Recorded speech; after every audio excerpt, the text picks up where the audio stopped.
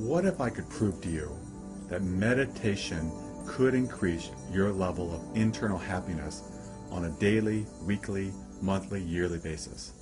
You may say, I don't believe you, but I want to talk about a study, and a study that's been repeated, that's been done to show that. First I want to talk about what's called a set point theory. And what that is we have a set point to happiness.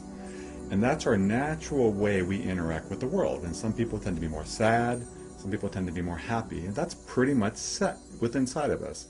And the way to prove that is we've done studies on people that have won the lotto, and what we've found is, when they win, they're very elated and very excited, but within 6 months, they're back to the level of happiness or sadness they were at prior to winning the lotto.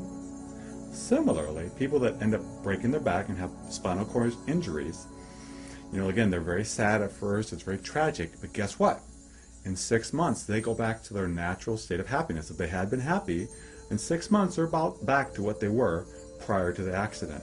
So we tend to have an internal set point to happiness, and it's pretty set, and it kind of stays with us throughout our lives. However, now I want to talk about a study that was done with a bunch of computer tech people. They'd never meditated before.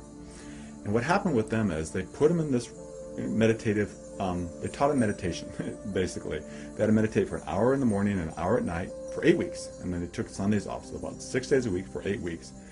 And they said, okay, let's look at their brain and see if there's any form of activity difference compared to a control group.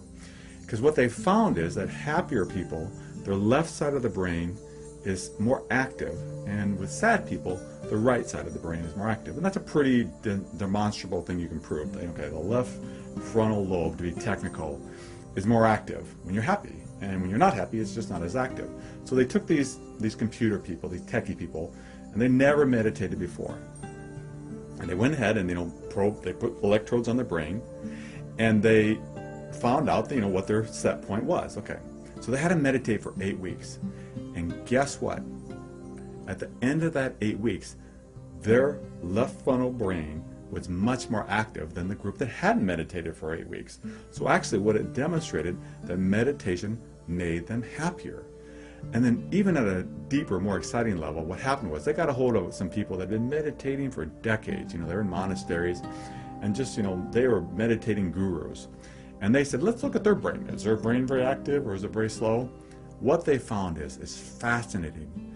The left part of the brain, the part that correlates with happiness, guess what? It was off the scale. They had never seen so much activity in their happy part of their brain.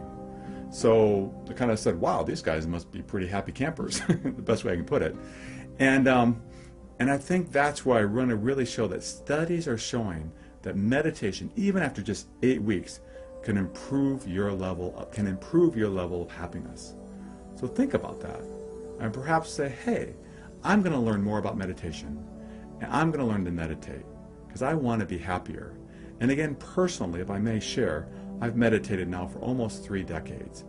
And from when I started, and people that know me can verify this, to where I'm at now, I am so much more of a happier person on a very consistent basis. It's not that bad days don't come, but meditation keeps me grounded, it keeps me peaceful, and it really adds to depth and happiness to my life.